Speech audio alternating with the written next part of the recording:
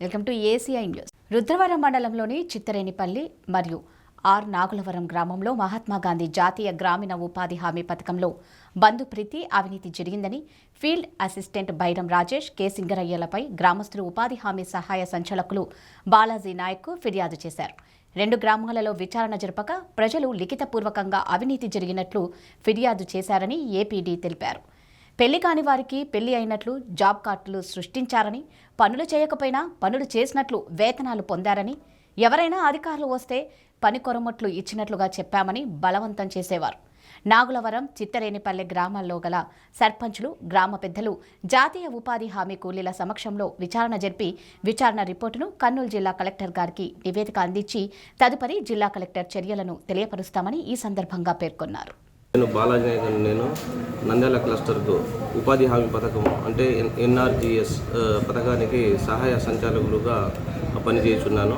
ప్రస్తుతము ఈరోజు రుద్రవరం మండలము చిత్తరేనిపల్లి ఆర్ నాగులవరం గ్రామంలో జాతీయ ఉపాధి హామీ పథకము పైన చేసేటటువంటి ఫీల్డ్ అసిస్టెంట్లు వాళ్ళపైన కొన్ని ఆరోపణలు ఇచ్చారు గ్రామస్తులు.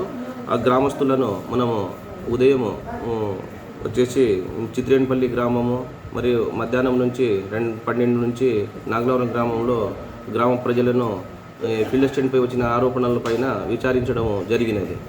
చిత్తరేనిపల్లి గ్రామ ప్రజలు అక్కడ చిత్తరేనిపల్లి గ్రామంలో బి రాజేష్ అనే ఫీల్డ్ అసిస్టెంట్ పనిచేస్తున్నారు. అక్కడ ఆ గ్రామ ప్రజలను విచారించగా వారు ఈ మస్టరు సరిగా నమోదు చేయడం లేదు. కొంతమంది పనికి వచ్చినా రాకున్నా కానీ వాళ్లకు మస్టర్ నమోదు చేస్తున్నారని తెలియజేశారు. మరియు ఆ అబ్బాయి ఫీల్డ్ అసిస్టెంట్ రాజేష్ అనే అబ్బాయి వాళ్ళ బంధువుల పేర్లు నమోదు చేసుకోవడము, మరియు వ్యవసాయ పనులకు ఇచ్చినట్టు పనిముట్లు కూడా మాకు అందలేదు. అంటే ఉపాధి హామీ పథకం కింద ఇచ్చే వ్యవసాయ పనిముట్లు, ఆ పనిముట్లు మాకు ప్రజలకు పని చేయడానికి ఇవ్వలేదు అని చెప్పి గ్రామ ప్రజలు ఆరోపణలు చేశారు. వారు ఇచ్చిన స్టేట్మెంట్ రికార్డును టోటల్గా మేము రికార్డ్ చేసుకొని కలెక్టర్ గారికి సమర్పిస్తాము. అదేవిధంగా ఆర్ నాగులవరంలో కె సింగరయ్య అనే అతను ఫీల్డ్ అసిస్టెంట్ పనిచేస్తున్నారు. అతను కూడా వాళ్ళ బంధువుల పేర్లు రాసుకున్నారు. మరియు వాళ్ళ కుమారులకు పెళ్లి కాకుండా కానీ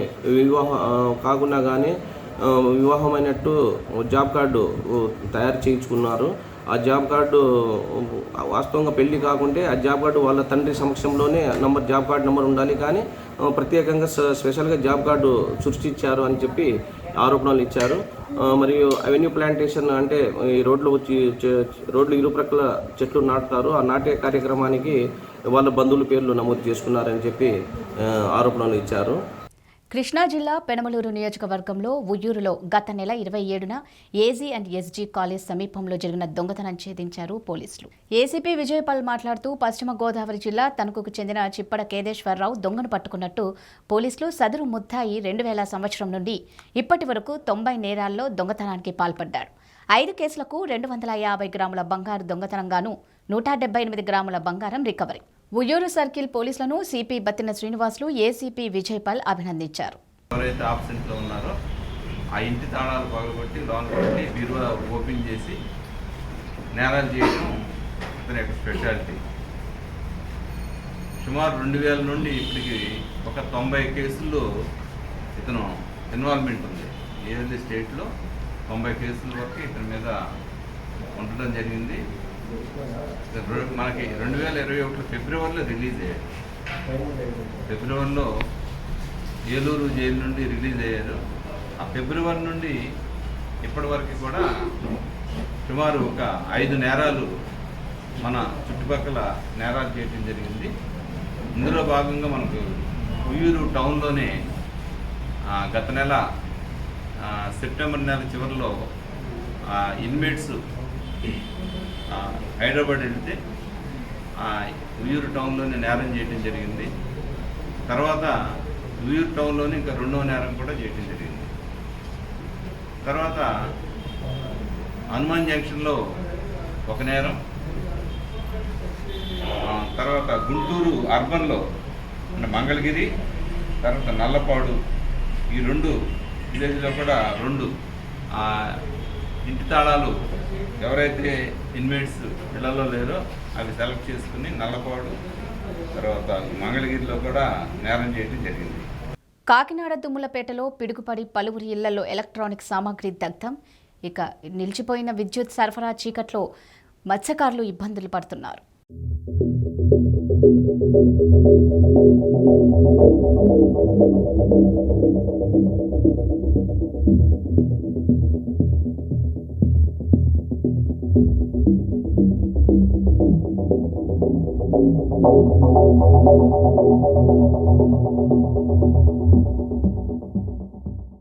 కర్నూలు జిల్లా నంద్యాల మాజీ ఎమ్మెల్యే భూమా బ్రహ్మానందరెడ్డి తెలుగుదేశం పార్టీ జాతీయ అధ్యక్షుడు మాజీ ముఖ్యమంత్రి నారా చంద్రబాబు నాయుడు చేపట్టిన ఒక్కరోజు నిరసన దీక్షకు సంపూర్ణ మద్దతు తెలిపారు.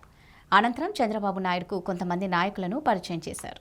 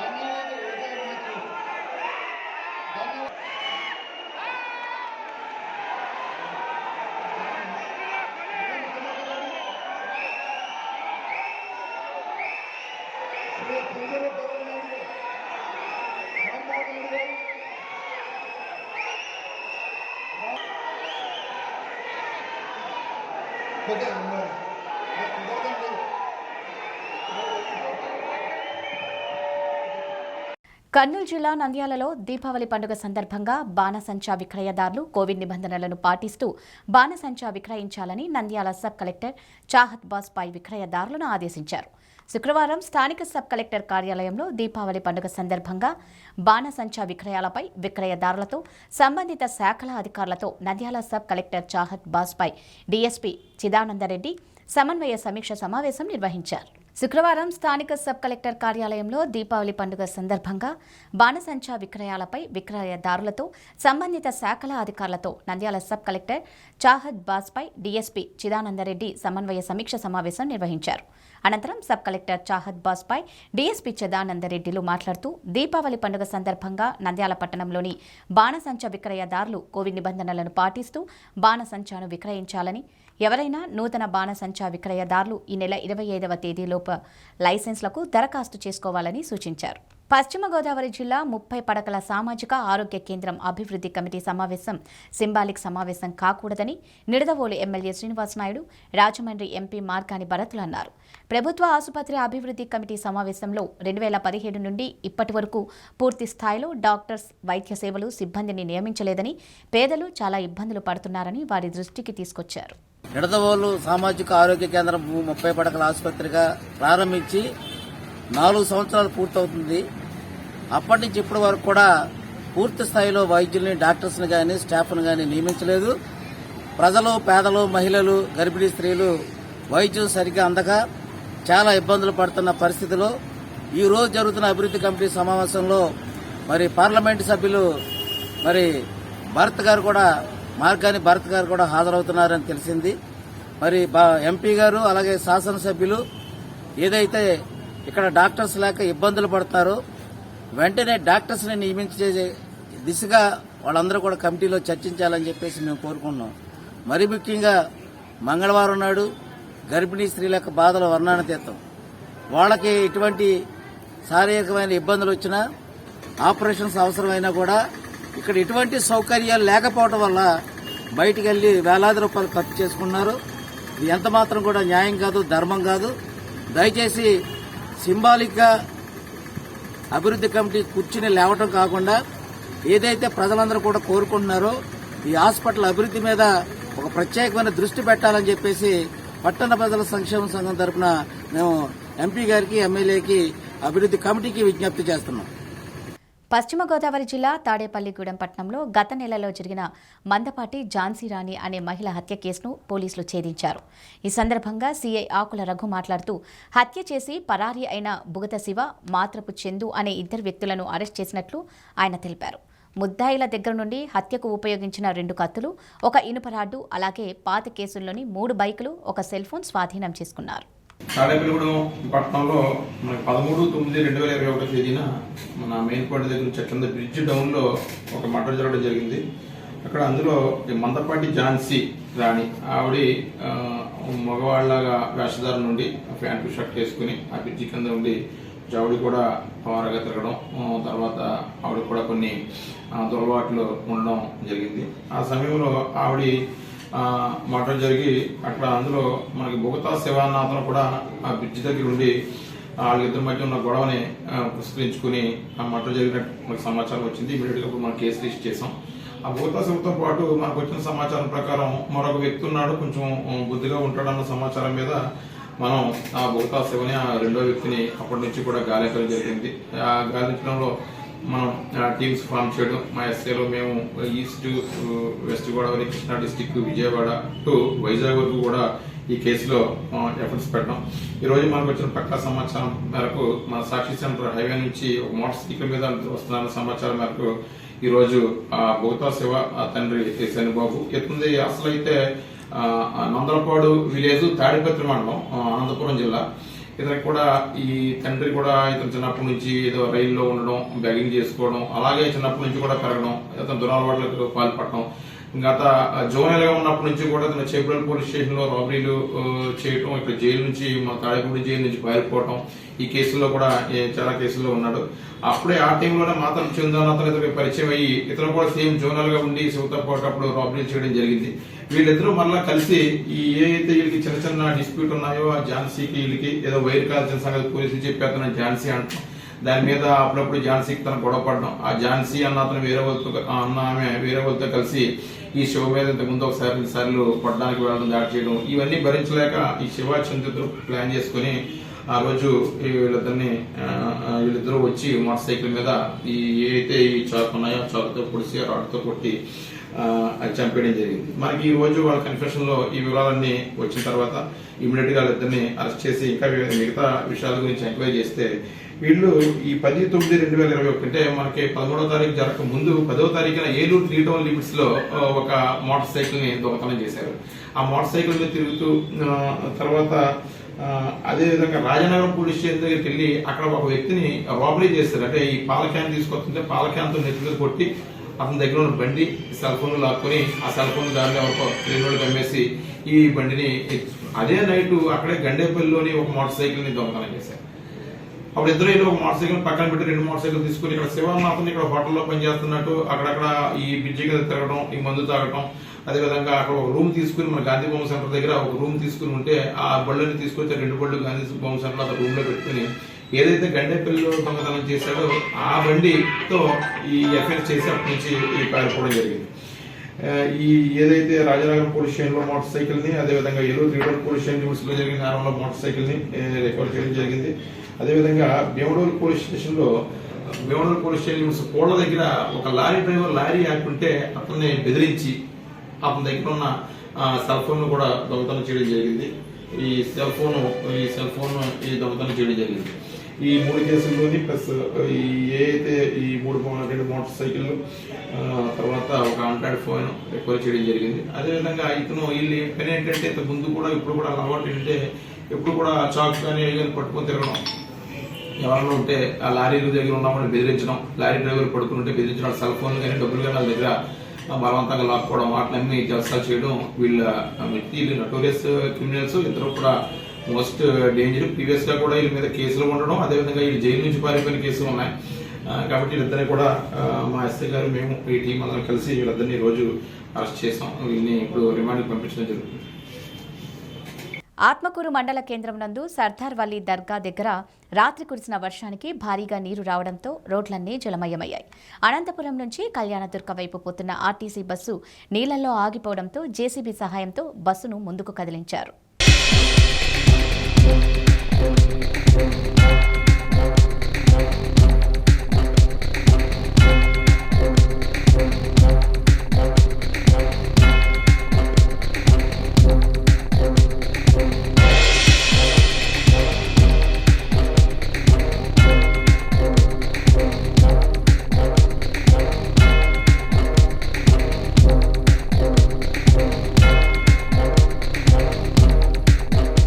ఏలూరులో ఒక అతిథి గృహంలో అసాంఘిక కార్యకలాపాలు అని చేస్తున్న ప్రచారం వాస్తవం కాదని 3 టౌన్ సీఐ ప్రసాద్ తెలిపారు. ఒక మహిళ అతిథి గృహంలోకి అక్రమంగా ప్రవేశించి బయటకు రావడం లేదనే సమాచారంతో ఘటనా ప్రాంతానికి చేరుకున్న 3 టౌన్ సీఐ తన మహిళా సిబ్బందితో ఆ మహిళను బయటకు తీసుకువచ్చి విచారించగా ఆమెకు మతిస్థిమితం లేక ఇలాంటి పనులు చేస్తుందని వెల్లడైందని సీఐ అన్నారు. కొంతవరకు మొరాయించడం జరిగింది.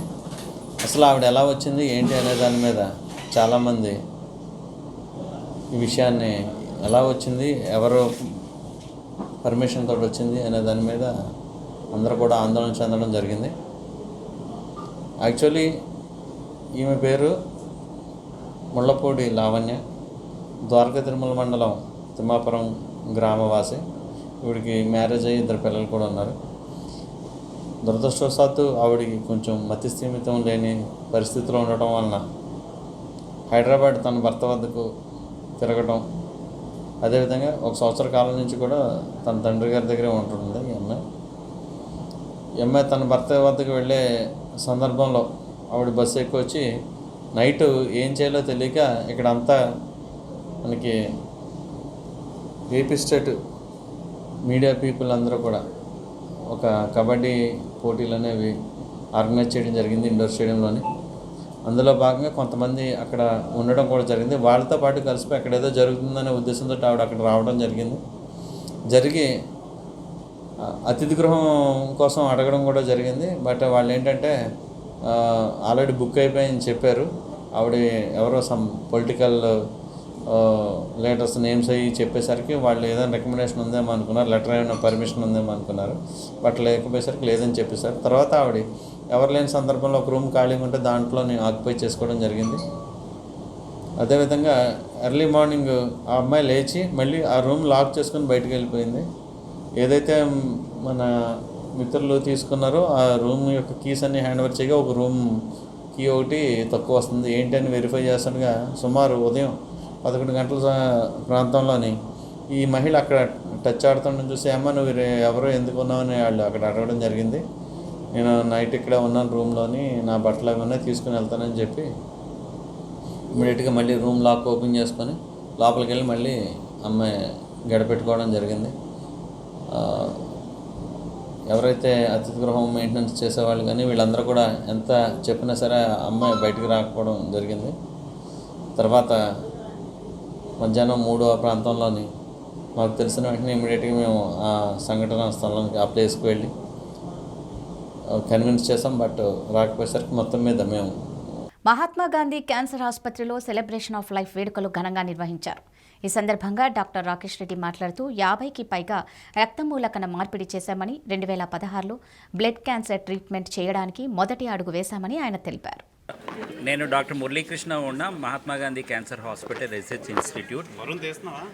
ఈరోజు మహాత్మా గాంధీ క్యాన్సర్ హాస్పిటల్లో మూలకణ చికిత్స, మార్పిడి చికిత్స అనే విధానాన్ని 2 సంవత్సరాల క్రితం మేము స్టార్ట్ చేసి ఈరోజు సంక్లిష్టమైన ఈ ట్రీట్మెంట్ని సక్సెస్ఫుల్గా 50 మందికి పైగా, చాలామంది పిల్లలకి కొంతమంది పెద్దవాళ్ళకి కూడా సక్సెస్ఫుల్గా మేము ట్రీట్మెంట్ చేయగలిగాము అని తెలియజేయడం కోసం, అలాగనే మా దగ్గర ట్రీట్మెంట్ చేసుకుని బోన్ మ్యారో ట్రాన్స్ప్లాంట్ చేసుకొని బాగైన పిల్లలు, వాళ్ళ పేరెంట్సు, అలాగనే పెద్దవాళ్ళు, వాళ్ళ రిలేటివ్స్, వాళ్ళ డోనర్సు, అలాగనే మా hospital employees, team of doctors అందరినీ కలిసి ఒక వాళ్ళ సెలబ్రేషన్ ఆఫ్ లైఫ్, వాళ్ళ లైఫ్ని మేము సెలబ్రేట్ చేయాలనే ఉద్దేశంతో ఈవెంట్ పెట్టాము. దానికి మీరందరూ వచ్చి ఈ ఈవెంట్ని ఇంతగా కవర్ చేసినందుకు మా తరపు నుండి మేము థ్యాంక్స్ చెప్తున్నాము.